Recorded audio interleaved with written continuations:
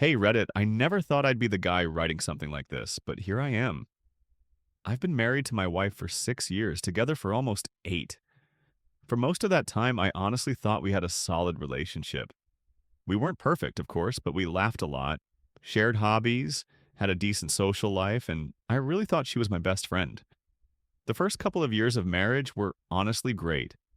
We traveled, built up our savings, even started talking about maybe having kids in the next couple of years. She always described me as the stable one in her life, and I kind of wore that as a badge of honor. I thought that meant she appreciated me, that she wanted the kind of grounded life I was working to build for us. But slowly, so slowly I almost didn't notice at first, things started shifting. She started being glued to her phone. At dinner, while we watched TV, even when we were in bed. I told myself it was normal. Everyone's on their phone a lot these days, but it wasn't just that. She started getting snappier, more dismissive. If I asked her a simple question like, "What do you want for dinner?" she'd roll her eyes and say something like, "Why do you always ask me that? Figure it out yourself." It was small stuff, but enough to make me feel like I was suddenly more of an annoyance than a partner. At the time, I chalked it up to stress. She had been complaining about work a lot: new boss, longer hours, pressure from deadlines. I figured maybe I just needed to give her space, step up more around the house, try to make things easier for her. That's what you do when you love someone, right? But looking back now, I realized that was the beginning of the storm.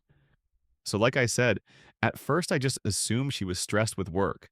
I started cooking more, cleaning more, just trying to pick up the slack so she wouldn't feel overwhelmed. But the weird part was, she didn't seem grateful. If anything, she got colder. I'd cook her favorite meal and she'd barely touch it, scrolling on her phone the whole time. I'd ask if she wanted to go out on the weekend, and she'd say she was too tired, only for me to see on her Instagram later that she went out with the girls. When I asked her about it, she'd snap back with, "Do I have to report my every move to you?" God, you're so controlling. That word hit me hard. Controlling. I never thought I was like that. I wasn't tracking her, I wasn't restricting her, I was just trying to be included. But she twisted it around, made me feel guilty for even questioning her. Then came the late nights. She used to always be home by 6 or 7, but suddenly she was working late 3 or 4 nights a week. Sometimes she wouldn't come home until 10 or 11. I'd ask her about it, and she'd give me these vague, half-assed explanations. Meetings ran long, she had to help her boss with something urgent, traffic was bad. The excuses didn't make sense, but she delivered them with such attitude, like I was a paranoid loser for even asking, that I just swallowed my doubts. And here's the kicker: she changed her phone password. She used to be totally open with her phone. Hell, she'd ask me to reply to her texts if she was driving, but out of nowhere, she set up a passcode. When I asked why, she smirked and said, "Because I don't need you snooping through my stuff like some jealous teenager." That was the moment the pit formed in my stomach. I tried to ignore it, but deep down, I think I already knew something was very, very wrong. It happened on a random Tuesday night, one of those evenings where nothing special was going on. She said she was working late again. I was sitting on the couch watching TV when her iPad lit up on the coffee table. She never used the iPad much, so I almost ignored it. But then I noticed the notification banner. It was a text message, and it wasn't from a coworker or friend I recognized. Just a name: Daniel. The preview read, "Last night was amazing. I can't stop thinking about you." My heart sank. My first instinct was denial, like maybe it was some weird group chat or even a spam message. But when I opened it, there was no mistaking it. A whole string of messages between her and this guy, Daniel. Flirty, intimate. Talking about meeting up again. Talking about me like I was some obstacle in their way. One of the texts I'll never forget: "Don't worry, babe. He's clueless. He actually bought that excuse about the late meeting, LOL." I just sat there staring at the screen. my hands shaking so badly I almost dropped the iPad. It was like my brain couldn't catch up to what my eyes were seeing. I'd always thought cheating was something that happened to other people, not me. Not us. And the worst part? I felt stupid. Like, how had I not seen it sooner? All the late nights, the locked phone, the sudden mood swings, it all added up. She wasn't just pulling away, she was already gone. I stayed up that entire night just reading everything, their little pet names, the inside jokes, plans to finally have more freedom soon. And I realized with horror that they weren't just messing around, they were planning something. Something bigger than just sneaking around behind my back. That was the moment I knew my marriage wasn't just in trouble. It was already a train wreck. The next morning, I couldn't even look at her the same way. She strolled into the kitchen all cheerful, like nothing was wrong, humming while making coffee. It was like watching a stranger play dress up in my wife's body. I had two choices: play it cool and gather more proof, or rip the band-aid off and confront her head on.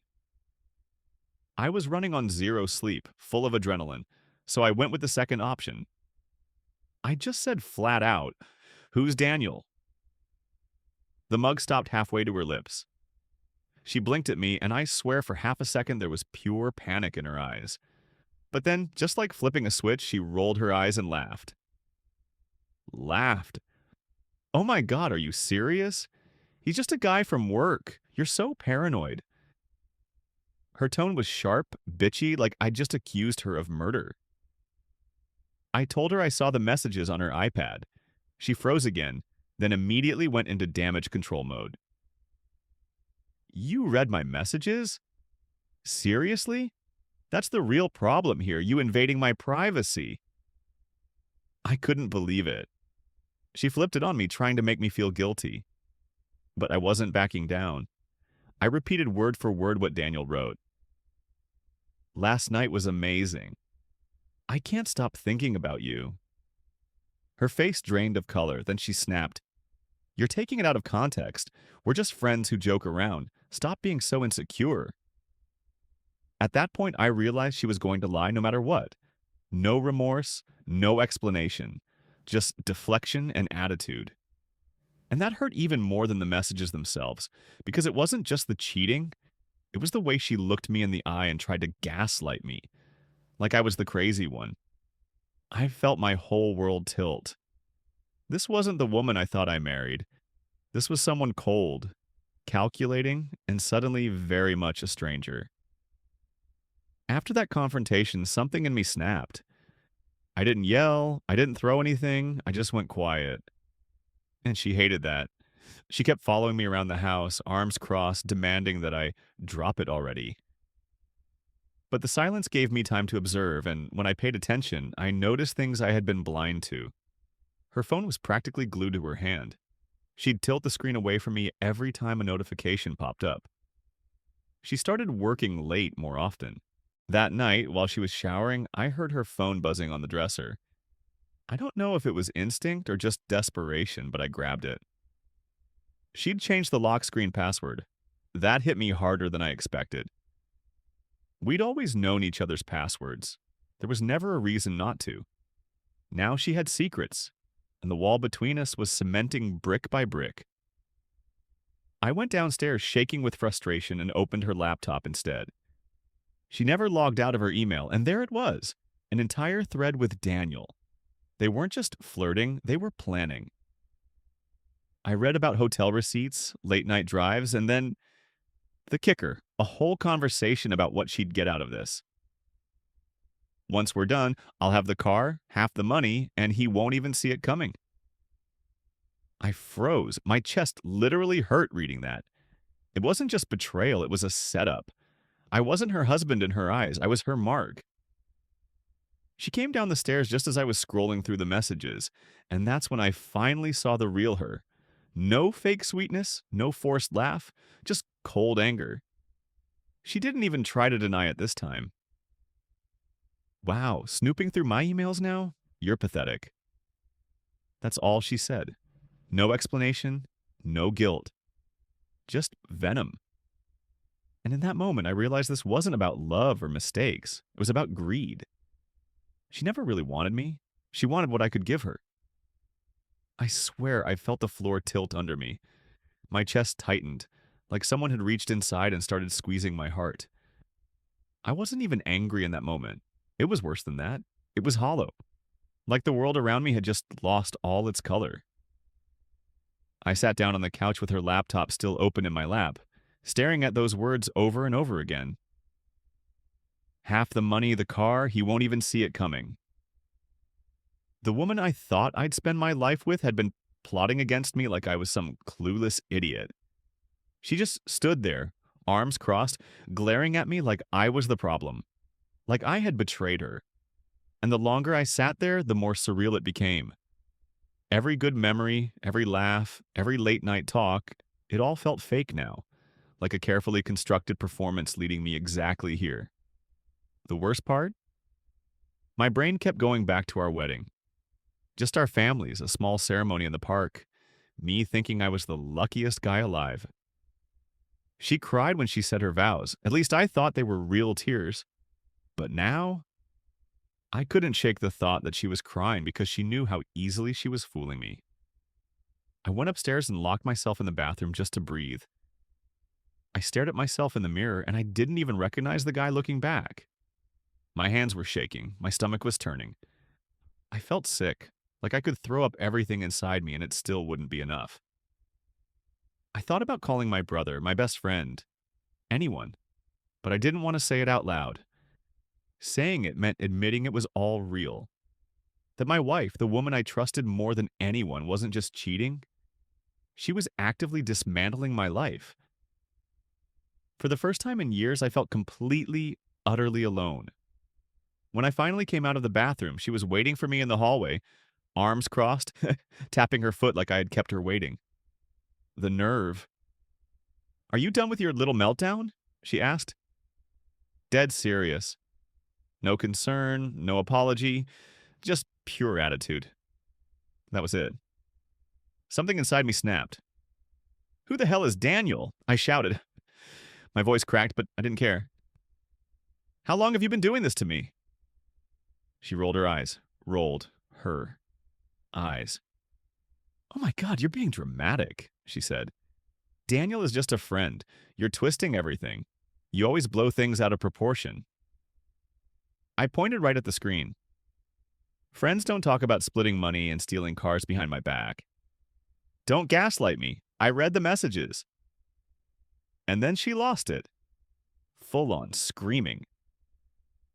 "You were snooping through my laptop? You violated my privacy. Do you realize how toxic you're being right now?" I laughed. This bitter, ugly laugh I didn't even recognize coming out of me. Toxic? You've been plotting to screw me over, and I'm toxic. She screamed louder, accusing me of being paranoid, insecure, pathetic. She went from denying everything to flipping it on me, and then back again in the same breath. One second she was swearing Daniel was just a coworker. The next she was saying, maybe if I were more of a man, she wouldn't need to lean on someone else. That one cut deep. The whole house felt like it was shaking with how loud we were yelling. My throat was raw, my hands clenched, but beneath all that anger was this crushing weight of betrayal pressing down on me. She wasn't even trying to apologize. She wasn't even pretending anymore. It was like she was daring me to walk away. And in that moment, for the first time, I realized maybe I actually would. After that blow-up fight, she stormed out of the house. Slammed the door so hard I thought the glass would crack. She didn't even say where she was going, just grabbed her purse and vanished. I sat there in the living room, my hands still shaking, trying to process what just happened. My brain wouldn't stop buzzing. Something inside me told me that if I really wanted the truth, I had to keep looking. She wasn't going to hand it to me. So I did. I went back to her laptop, this time really digging. I checked emails, cloud storage, even some folders she thought she'd hidden under work docs. And that's where I found it. Screenshots of bank statements, spreadsheets with my name on them, notes about settlement division. My freaking settlement.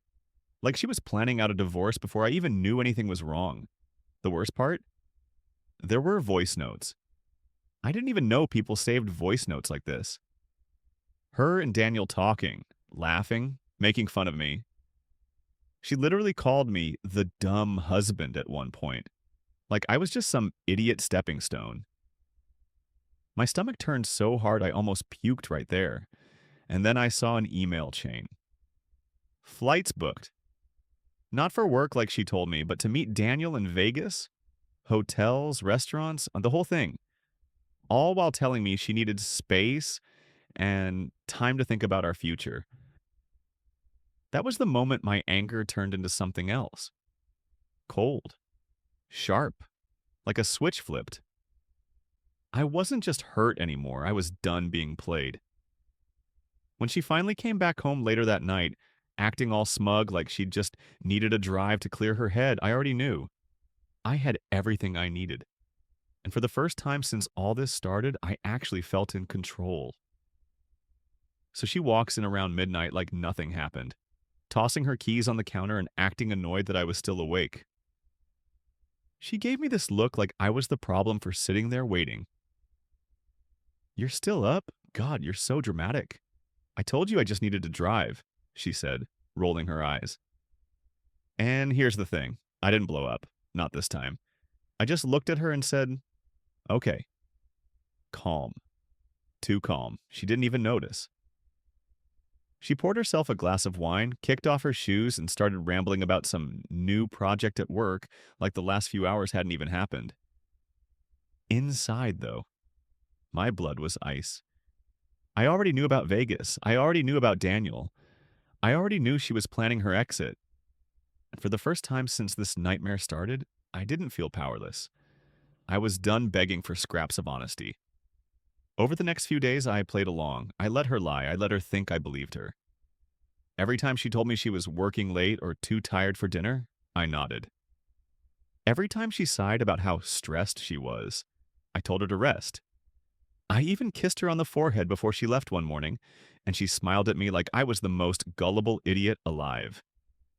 Meanwhile, I was preparing. I copied every file, every message, every email.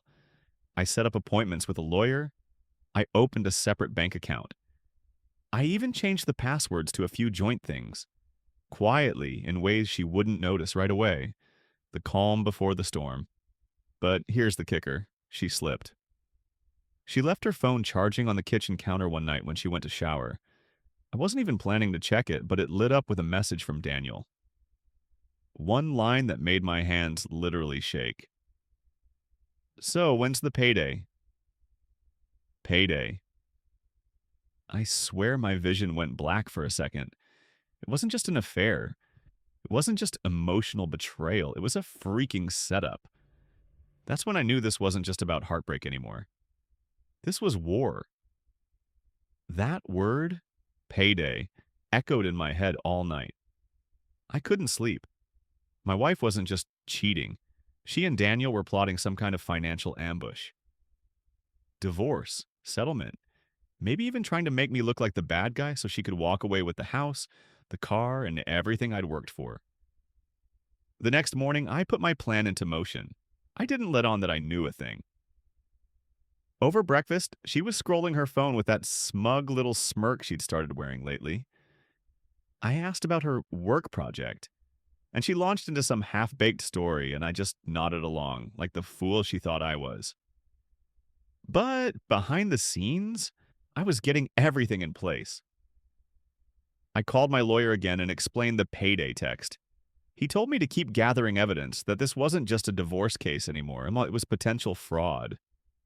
I quietly moved more of my money into that separate account, making sure all the transfers looked normal. Groceries, utilities, little purchases, nothing flashy. I also set up cameras in the house. Not obvious ones, but tucked away. I figured if she was dumb enough to talk to Daniel in my home, I'd get it on record. Here's where things got interesting.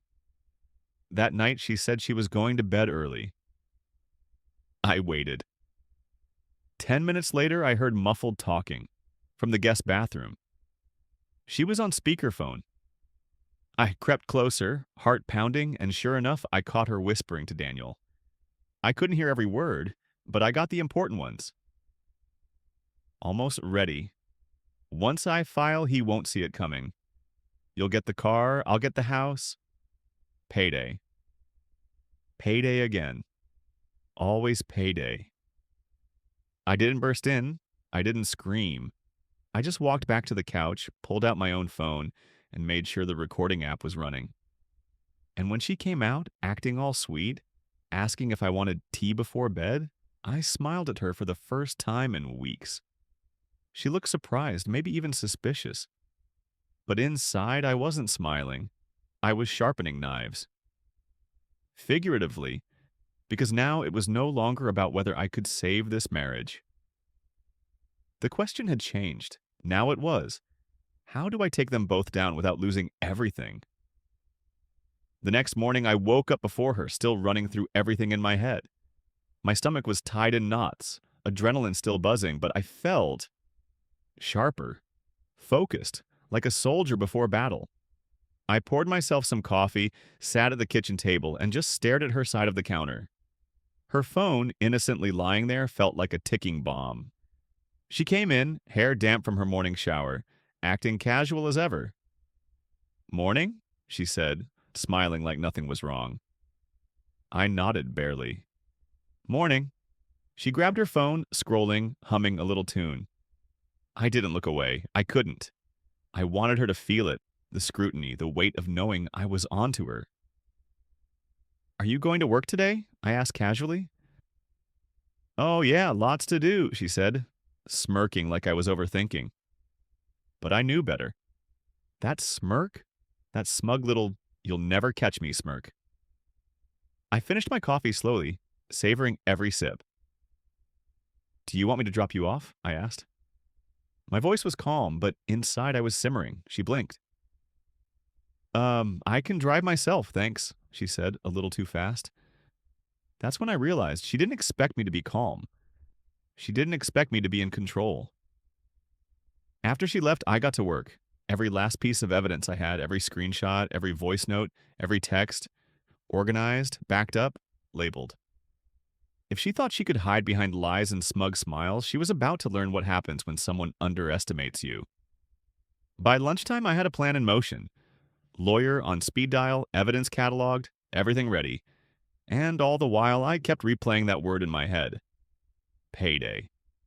It wasn't just about catching her anymore. It was about protecting myself and making sure she didn't get away with thinking she could pull one over on me. That evening, she came home later than usual.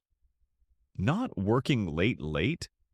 This time, it was clear she was deliberately stretching the hours, probably thinking I was still clueless. She walked in, arms full of takeout bags, humming like she owned the place. I watched her, calm as a frozen lake, as she dumped the food on the counter. "Took the long way back from work. Traffic was hell," she said with a shrug. Classic line, classic lie. I didn't flinch. She peeled off her jacket, tossing it onto the chair, and glanced at me. "You okay?" "You look tense." I smiled faintly. "Yeah, just tired. Work's been stressful." No need to give anything away. She needed to believe she was still ahead in this little game. While she unpacked the food, I slipped my laptop out and quietly pulled up the recordings I had from the night before. Her voice, clear as day, whispering to Daniel about payday and settlement division. Every word burned into my mind. She noticed me staring at the screen. "What are you doing?" she asked, a hint of irritation in her voice. "Just catching up on emails," I said casually, not breaking eye contact. That's when I saw her smirk falter for a fraction of a second. Not much, just enough. That's all I needed. Then she did something she thought was sneaky. She slipped her phone from her pocket, glanced at the screen, and hid it behind her back. It lit up almost immediately. Another message from Daniel. My stomach tightened, but I didn't move. She walked past me toward the living room, pretending to be casual. "Gonna start eating?" she asked. I nodded, still calm, letting her think she had control. But inside, I was preparing the next move. I would let her slip again. People like her always did. She couldn't help herself. And the next slip would be the one I could use to put the pieces together legally. A couple of days later, she finally slipped, and it was almost too easy. She came home late as usual, humming a little tune like she hadn't a care in the world. I was in the kitchen, pretending to scroll through emails, watching her every move. She set her purse down, and as she bent over to grab something from the counter, her phone fell out. Screen cracked slightly, but still readable. And, of course, there it was. A message from Daniel. Don't forget tonight. He's asleep early, so it'll be easy. My chest tightened. Tonight. That word alone was enough to make my blood run cold. I didn't move, didn't make a sound. She picked up the phone, quickly glancing at me with that oops look she thought was cute. Clumsy, huh? She said, tossing it back in her purse. That tone, bitchy, flippant, was infuriating. She had no idea how close she was to being exposed. That night, I started tightening control. I moved more money into my separate account, changed more passwords, and made sure nothing she could access could compromise me. Every little oops she made added to the mountain of evidence I was building. Then came the boldest mistake of all. She left her laptop open on the desk while going to the bedroom. One folder, innocuous sounding, caught my eye. Vegas plans. I clicked. Inside were flight confirmations, hotel bookings, and even receipts, all under false pretenses to me. This wasn't a fling anymore. It was a calculated escape and payday. I didn't confront her, not yet. I just copied everything, backed it up, and closed the laptop. She came back, smiling, like nothing had happened. I nodded politely, all while knowing she had just handed me the final pieces of her plan. From that moment, I realized she was reckless when she thought she was clever, and I intended to use that to my advantage. The next few days were a careful dance. She acted like everything was normal, smiling, joking, tossing little comments about work or friends my way. But I could feel the cracks forming. Every oops and every smug little smirk was another nail in her coffin. One night, she announced she was going out for a drink with coworkers. I didn't argue, I didn't probe. I just nodded like the gullible husband she thought I still was. Inside, I was setting the stage. While she was gone, I reviewed everything one more time. Texts, emails, recordings, receipts. I created a timeline, a dossier. Every lie she told, every sneaky plan, every flirty message, it was all cataloged and time-stamped. She came back hours later, smelling faintly of perfume, acting casual. Long night, huh? She said, flopping onto the couch. I just smiled faintly, calm, unreadable. Then she made another mistake. She tossed her bag on the table and a tiny envelope slid out. I picked it up. Inside, cash. Large bills. The kind of money that didn't belong in an ordinary wallet. My stomach sank. Payday. Proof that she wasn't just cheating emotionally, this was financial. She noticed me holding it and snapped. What are you doing? I looked at her calmly. Just curious. Did you forget something? Her face changed, the bitchy facade slipping for a fraction of a second. Then she snapped back into character. You're insane. Mind your own business. I just nodded, smiling faintly like I already knew everything. And in that moment, I realized she was so used to manipulating and lying that she didn't even consider I might be onto her. That arrogance would be her undoing. It all came to a head one evening. I knew she'd planned another late night with coworkers, so I stayed home, calm, pretending to be buried in work.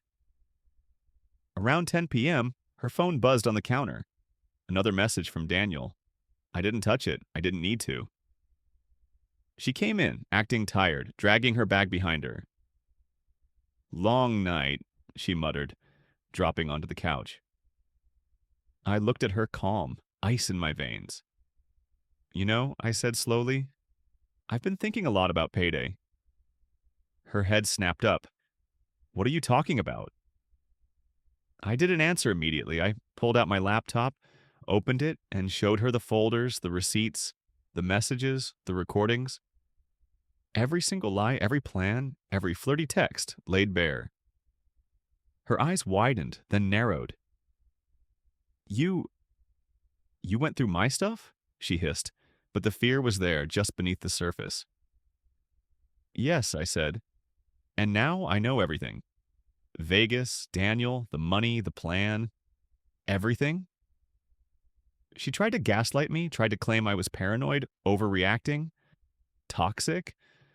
But I didn't flinch. I had evidence, lawyer ready, money secured. She couldn't touch me. And for the first time in months, I felt control.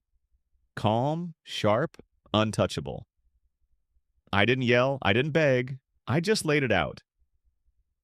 I'm done being manipulated. You can try to spin this however you want, but the truth is here. I have everything I need to protect myself. Her smug attitude cracked, then shattered. She went from defensive to panicked, realizing that for once I wasn't playing her game. I was controlling it. That night, she didn't sleep in our bed. She barely spoke. And for the first time, I felt the hollow, terrifying weight of betrayal transform into something else. Power. I wasn't a victim anymore. I was the one who set the rules. I won't lie, it hurt. Deeply. But I learned something vital. Love doesn't protect you from greed, lies, or manipulation. Vigilance, self-respect, and calm strategy do. If there's one piece of advice I'd give anyone in a similar situation, it's this. Trust your instincts, document everything, and don't let the liar dictate the narrative. You can survive this, and when you do, you come out stronger, sharper, and unbreakable.